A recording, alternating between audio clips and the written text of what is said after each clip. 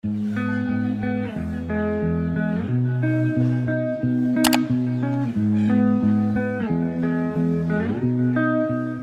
j'espère que vous allez bien. Aujourd'hui on se retrouve pour le deuxième tutoriel de la semaine créative sur ma chaîne et j'ai décidé de vous partager sur le thème de la cerise un petit cupcake que je vais ensuite monter en porte-clés. Donc j'espère qu'il va vous plaire et sans plus tarder, je vous laisse découvrir donc le tutoriel. Donc pour le matériel, il vous faudra une brosse à dents, un dotting tool, il faudra également une aiguille, un outil en silicone, des objets coupants, donc une lame et un scalpel, un clou à tête plate, un patron en forme de rond, donc de cercle tout simplement, un moule base de cupcake et un rouleau. Pour les couleurs de pâte polymère, je vais utiliser du rouge cerise, bien évidemment. Je vais aussi également utiliser du rose en effect et du chocolat ainsi que du blanc. Donc voilà, j'utilise 4 couleurs pour ce tutoriel.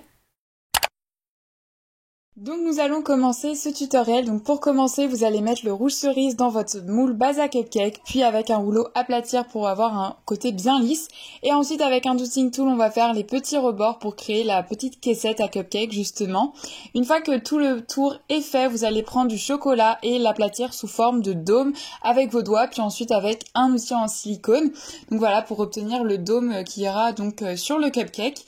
Pour texturer ce dôme, vous allez tout simplement prendre votre brosse à dents, donc bien sûr une brosse à dents qui est dédiée à la pâte polymère.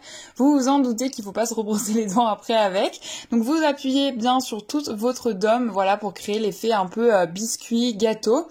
Et pour ajouter encore plus de détails, moi j'utilise une aiguille pour en fait faire des petites encoches parce que voilà, pour permettre de donner un côté plus réaliste, je trouve, à notre création. Une fois que c'est terminé, vous allez donc le positionner sur votre base à cupcake qui n'est pas encore démoulée, comme ça nous permet de ne pas l'abîmer, puis vous allez retexturer un peu au cas où pour être sûr que ça soit bien fait.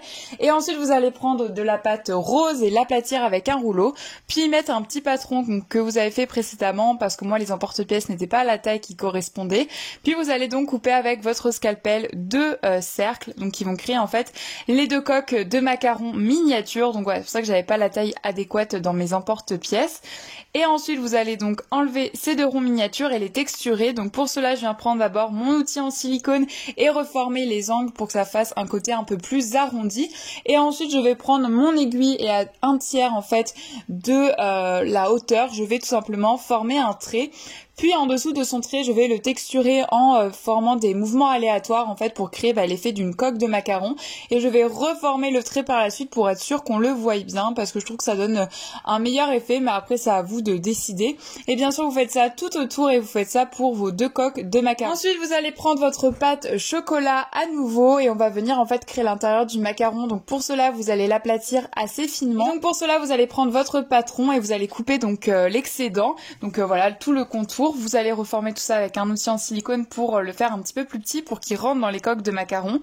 Je fais un peu de texture avec mon dotting tool et là vous allez voir que je vais ensuite le positionner entre mes deux coques et là on voit que c'est beaucoup trop grand par rapport aux deux autres coques. Du coup vous allez voir que je vais recommencer hors caméra après mais les étapes restent les mêmes. Donc voilà, je positionne tout ça avec mes doigts puis je viens mettre la coque au-dessus. Et voilà votre petit macaron. Et donc voilà votre petit macaron et ensuite je viens mettre un petit peu de maïzena par-dessus pour un côté plus réaliste. Je viens prendre ensuite ma tige à tête plate que je vais enfoncer dans mon cupcake, comme ça va permettre d'être bien solide. Une fois que c'est bien mis, je vais retexturer encore un peu parce que voilà, pour être sûr de pas déformer ma création. Et ensuite, je vais venir positionner mon macaron. Donc pour cela, je l'enfile par-dessus. Donc vous voyez que je l'ai refait, il est beaucoup plus beau maintenant. Donc une fois que je l'ai bien aplati sur mon cupcake, je vais créer une chantilly. Donc pour cela, je viens prendre du blanc et former un boudin assez fin que je vais plier par la suite en deux et enrouler sur lui-même pour créer une torsade. Et une fois que la torsade est créée, je vais donc l'enrouler autour de mon macaron pour former donc la chantilly. Et ensuite, je vais venir le texturer avec un dotting tool. Et maintenant, on va créer la petite cerise. Donc pour cela, il vous suffit de faire une petite boule en rouge cerise et la mettre comme tout à l'heure dans votre clou à tête plate. Et avec un dotting tool, je repositionne le tout. Et voilà, votre macaron est terminé. Il vous reste plus qu'à le mettre au four à 110 degrés pendant 30 minutes. Ensuite, pour le montage, vous aurez besoin de pinces, donc d'une pince coupante et d'une pince ronde et plein de perles. Donc moi j'ai choisi ces 3 couleurs qu'il existe sur le site de Pearl & Co. Il y en a vraiment beaucoup de produits et de variétés, donc vous pouvez vraiment avoir le choix. Mais j'ai beaucoup aimé celle-ci pour ce tutoriel. Il faudra ensuite des apprêts couleur cuivrée, donc j'ai pris les tiges à œil, un anneau de porte-clés, une breloque cerise, une chaîne de 4 mm, donc cuivrée vieillie. Voilà, c'est ça la couleur exacte que j'ai utilisée pour ces apprêts. Puis 2 tailles d'anneaux, donc des moyens et des plus petits.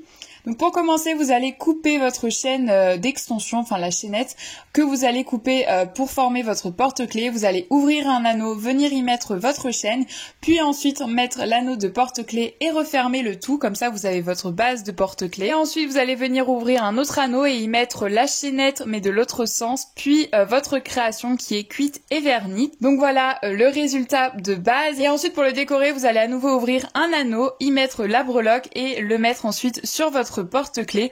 Donc voilà la taille que vous souhaitez. Vous allez voir que là je vais couper un peu la chaîne parce que je l'avais coupée beaucoup trop longue, mais ça voilà, vous pouvez faire des ajustements après selon la taille qui vous convient. Et bien sûr je referme mon anneau. Ensuite je vais prendre une tige à œil et je vais venir y mettre mes perles. Donc j'en ai mis une de chaque et comme c'est pas la même texture, je trouvais que ça faisait super sympa.